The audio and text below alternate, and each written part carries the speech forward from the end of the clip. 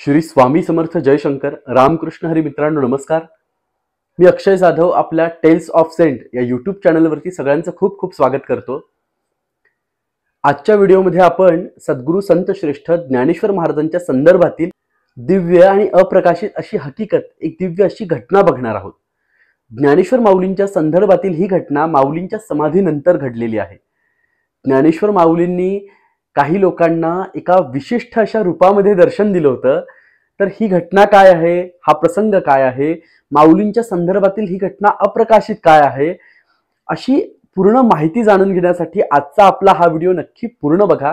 आणि जर आपल्याला व्हिडिओ आवडला तर लाईक करायला विसरू नका, कमेंट करायला विसरू नका। तसेच आपले हे चॅनल टेल्स ऑफ सेंट हे लाईक, सबस्क्राईब आणि शेअर करायला विसरू नका। नमस्कार मित्रांनो, आपण संत श्रेष्ठ कैवल्य साम्राज्य चक्रवर्ती महाविष्णू अवतार सद्गुरू श्री ज्ञानेश्वर महाराज यांच्या संदर्भातील अनेक विविध लीला, घटना, चरित्रातील काही लीला बघतो आहोत। या सिरीज मधील आजचा आपला हा जो व्हिडिओ आहे तो अतिशय माऊलींच्या अतिशय अनाकलनीय अशा लीला चरित्राबद्दल आहे, लीलेबद्दल आहे। ज्ञानेश्वर माऊलींनी एकनाथ महाराजांना संजीवन समाधी घेतल्याच्या 250 वर्षांनंतर सगुण रूपात भेट दिली होती। नुसती भेट दिली नव्हती तर त्यांच्याशी 3 दिवस 3 रात्र संवाद साधला होता। तर या संदर्भातला जो व्हिडिओ आहे तो आपण आधी केला आहे। तर माऊलींनी 250 वर्षांनंतर जेव्हा नाथांना भेट दिली तेव्हा नक्की प्रसंग काय घडला होता हे बघण्यासाठी आपला आधीचा व्हिडिओ तुम्ही नक्की बघा। त्यामध्ये आपल्याला पूर्ण कल्पना येईल की तो प्रसंग काय घडला होता। तर संक्षिप्त रूपात त्याची कल्पना आपल्याला देतो की ज्ञानेश्वर माऊलींनी एकनाथ महाराजांना दृष्टांत केला आणि सांगितलं की माझ्या कंठाशी अजान वृक्षाची मुळी लागली आहे, तर ती मुळी तू काढण्यासाठी आळंदीला ये। हा दृष्टांत झाल्यानंतर एकनाथ महाराज सगळ्या वैष्णवांचा लवाजमा, सगळी यात्रा सोबत घेऊन वाजत गाजत हरिनाम कीर्तन करत आळंदीला येऊन पोहोचतात। त्यानंतर मग एकनाथ महाराज पहिलं तीरावरण समाधीच्या शोधासाठी गावामध्ये जातात। सिद्धेश्वराच्या मंदिराजवळ अजान वृक्षाच्या जवळ माऊलींची समाधी आहे असं नाथ महाराजांना माहिती होतं। तर तिथे त्यांनी शोध घेतला। त्यानंतर ते माऊलींच्या समाधी विवरामध्ये जातात। त्यानंतर मग माऊलींशी 3 दिवस 3 रात्री असा त्यांचा प्रदीर्घ असा संवाद होतो। तर याच वेळी एक विलक्षण आणि अलौकिक अशी घटना घडली होती। ती काय आता आपण बघूयात। ज्ञानेश्वर माऊलींना भेटायला एकनाथ महाराज जेव्हा सगळ्या वैष्णवांना सोबत घेऊन यात्रेला सोबत घेऊन येतात आळंदीला, त्यावेळी ही सगळी यात्रा पहिलं तीरावरती आपल्या सगळ्या वळकुट्या, आपल्या सगळ्या ज्या आपल्या सोबत जे त्यांनी सामान आणलेलं होतं ते सगळं ठेवतात। या लोकांना एका ठिकाणी, विशिष्ट ठिकाणी थांबायला सांगून एकनाथ महाराज अजान वृक्षाच्या या सगळ्या परिसरामध्ये येतात। इकडे एकनाथ महाराज जेव्हा 3 दिवस 3 रात्र माऊलींशी संवाद साधत असतात त्याच वेळी हे लोकही पलीकडच्या तीरावर असतात। आता गंमत बघा, या लोकांनी सोबत काही शिदोरी आणलेली नसते। भुकेने व्याकुळ झालेले हे लोक नाथ महाराजांची वाट बघत असतात। पण आता उदरभरणाची सोय काय याचा सगळे विचार करत असता एक अतिशय अलौकिक अशी घटना घडते। करुणा ब्रह्म, करुणेचे महासागर असलेले संत श्रेष्ठ महाविष्णू अवतार सद्गुरू भगवान श्री ज्ञानेश्वर महाराज हे एका कानडी वाण्याचं रूप घेऊन तिथे प्रगटतात। बघा, कानडी म्हणजे कर्नाटकी आणि वाणी म्हणजे व्यापारी। तर एका कानडी व्यापाराच्या रूपामध्ये ज्ञानेश्वर महाराज प्रगटतात। आणि नुसते प्रगटत नाहीत तर या व्यापारी रूपामध्ये ज्ञानेश्वर माऊलींसोबत इंधन असतं, स्वयंपाकासाठी लागणारा सगळा माल असतो, सगळा पदार्थ माल असतो। त्यानंतर त्यांच्यासोबत भांडे असतात। असं सगळं साहित्य ज्ञानेश्वर माऊली सोबत घेऊन तिथे प्रगटतात। लक्षात घ्या, तिथे दुकान थाटतात, तिथे त्यांनी पाल मांडलेला असतो। आता या लोकांना दुरून तो व्यापारी दिसतो आणि मग हे त्यातले काही मंडळी उत्सुक असतात। तर त्यातले काही मंडळी तिथे त्यांच्याकडे विचारपूस करायला जातात। यात्रेकरू मधले मंडळी असतात, पुरुष असतात, ते तिथे जातात आणि त्यांना त्या व्यापाराला विचारतात की बाबा तू एवढ्या अशा घनदाट अरण्यात किंवा अशा आडमार्गाला का दुकान थाटलंय? इथे तर कोणी इथे निर्जन जागा दिसते आहे, इथे हे सगळं जंगल दिसते आहे, तर मग इथे तू कसा दुकान थाटून बसलाय? तर तो व्यापारी यांना उत्तर देतो की मला आपली यात्रा दुरून दिसली आहे आणि आपल्याला बघून मला असं वाटलं की माझा माल खपावा, म्हणून मग मी इथे तुमच्या जवळच माझं दुकान थाटलं। मग ह्या लोकांना समाधान वाटतं आणि आनंद वाटतो की चला आपल्याला जेवणाची आता सोय झाली आहे। मग हे लोक त्या व्यापाराला त्या सगळ्या मालाची, त्या सगळ्या भांड्यांची किंमत विचारतात, त्याचं भाडं विचारतात. तर तो व्यापारी त्यांना उत्तर देतो की बघा, तुम्हाला जेवढ्या दिवस इथे राहायचं तेवढ्या दिवस राहा, मी तुम्हाला लागणारे प्रत्येक साहित्य, प्रत्येक पदार्थ पुरवतो. तर तुमच्या जेव्हा जायचा दिवस येईल तर तेव्हा शेवटच्या दिवशी आपण सगळ्याचा हिशोब करूयात आणि नंतर तुम्ही मला त्याचे पैसे मोबदला द्या, असं ठरतं. आणि मग हे सगळे लोक आनंदी होतात. मग त्यांच्याजवळचं भोजन तयार करण्याचं साहित्य, त्यानंतर भांडे, इंधन हे सगळं घेऊन जातात. आणि हा व्यापारी तिथे पर्टिक्युलर एका ठिकाणी दुकान मांडून असतो.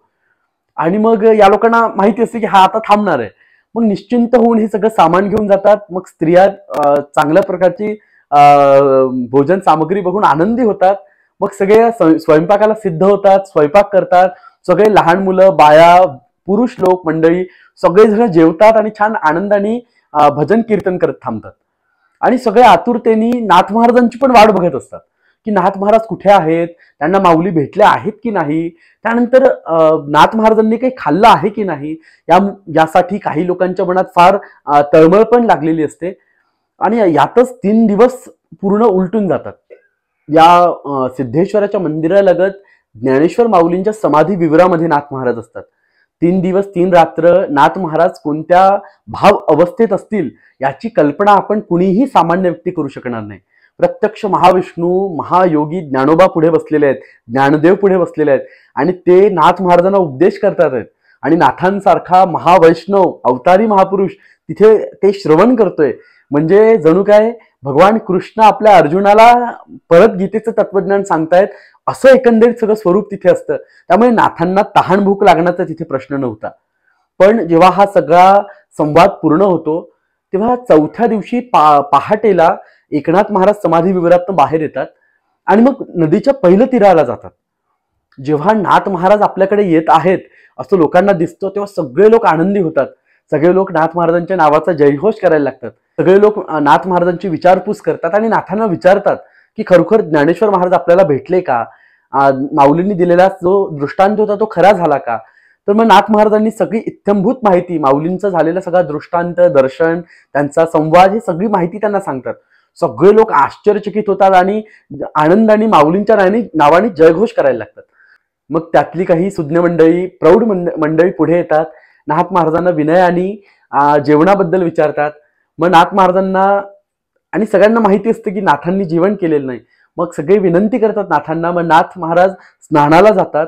त्यानंतर स्नान झाल्यानंतर नाथ महाराज आपली नित्यकर्म संध्यावंदन करतात. व संध्यावंदन झाल्यानंतर तोपर्यंत तिथल्या ज्या स्त्रिया होत्या त्या नाथांसाठी स्वयंपाक सिद्ध करतात आणि मग नाथ महाराज जेवतात. असा हा सगळा प्रसंग इथवर होतो. त्यानंतर मग बघा, त्यातील बरेच मंडळी म्हणतात की आम्हालाही ज्ञानेश्वर माऊलींच्याकडे घेऊन चला, आम्हालाही समाधी ठिकाण दाखवा. आणि मग सगळ्यांचा फार हट्ट असतो. तर नाथ महाराज मग सगळ्या लोकांना घेऊन समाधीच्या ठिकाणी जातात. आता एकनाथ महाराजांच्या चरित्रामध्ये एक अजून इथे एक महत्वाचा असा प्रसंग आहे किंवा महत्वाची नोंद आहे की या जे सोबतचे लोक असतात त्यांना सोबत घेऊन नाथ महाराज कुदळीनी अजान वृक्षाची एक ठराविक ठिकाणी गेलेली मुळी बाहेर काढतात आणि त्या लोकांसोबत काढतात. तर तेव्हा एक वैशिष्ट्यपूर्ण घटना अशी होते की सोबतच्या लोकांनाही ज्ञानेश्वर माऊलींचं दर्शन होतं आणि सगळे लोक माऊलींच्या दर्शनाने कृतकृत्य होतात, साष्टांग दंडवत घालतात आणि भाव विभोर होतात असं वर्णन आहे. आणि मग हे सगळे मंडळी ती अजान वृक्षाची मुळी काढून परत पहिलं तीरावर येतात आणि मग सगळ्या लोकांना ही हकीकत सांगितली जाते. आणि मग आता 3 दिवस असतात. तर मग 3 दिवस हरिनाम कीर्तन, हरिनाम भजन करण्याचा निर्धार नाथ महाराज करतात आणि मग सगळे लोक अखंड हरिनामाचा गजर करतात. मग 7 दिवस थांबण्याचा निर्धार होतो आणि मग सगळे आनंदाने हरिनामाचा जयघोष करतात, माऊलींच्या नावाचा जयघोष करतात. आणि मला असं वाटतं की माऊलींनी देह ठेवल्यानंतर जवळपास 250 वर्षांनंतर किंवा बऱ्याच कालावधीनंतर पहिल्यांदा इंद्रायणीच्या काठावर हरिनामाचा गजर होत असावा नाथ महाराजांच्या रूपात, असं मला वाटतं. हा याला प्रूफ नाहीये पण माझी एक अंदाज मी बांधतोय की नाथ महाराजांनीच तो 250 वर्षानंतर पहिल्यांदा अखंड हरिनामाचा 3 दिवस गजर केला असावा तिथे. आणि मग 7व्या दिवशी असं होतं की तो व्यापारी, आणि बघा या सगळ्या प्रसंगात तो व्यापारी तिथेच असतो आणि व्यापारी तिथले काही जे लोक असतात त्या यात्रेकरूंमधले, त्यांना रोजचं इंधन आणि रोजचं जे काही भाजीपाला, रोजचा जो भोजनासाठीचा जो काही पदार्थ जे लागतात तो पुरवत असतो, तो सगळा किराणा माल पुरवत असतो. मग सगळे मंडळी तेव्हा नाथ महाराजांसोबत माऊलींच्या समाधी ठिकाणी येतात. समाधी ठिकाणी आल्यानंतर सगळेजण माऊलींच्या समाधीचं दर्शन घेतात, सगळा परिसर बघतात, सिद्धेश्वराचं दर्शन घेतात. आणि मग आता आपल्याला पैठणला परत निघायचं आहे. तर व्यापाराचा जो काही माल आपण घेतला होता, जे काही भांडे घेतले होते, त्याचे पैसे किती झालेत याचा हिशोब करायचा वेळ आला आहे, असा सगळ्यांचा एकंदरीत निर्णय होतो. आणि मग सगळे परततात.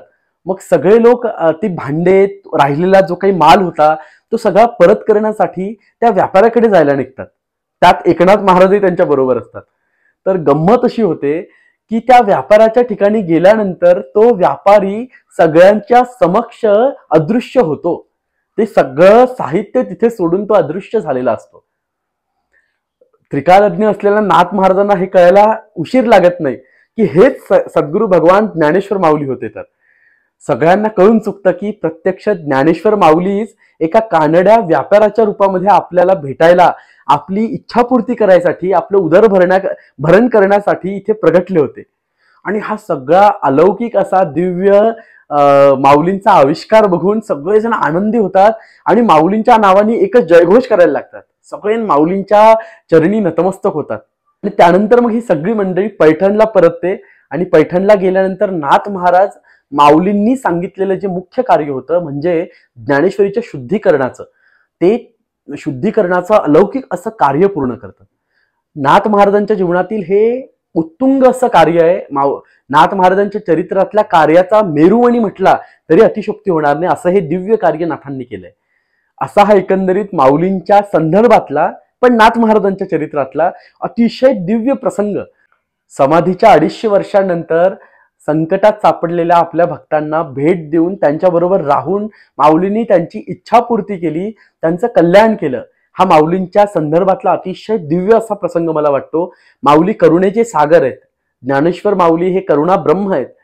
माऊली हे भगवान विष्णूचं करुणा स्वरूप आहे.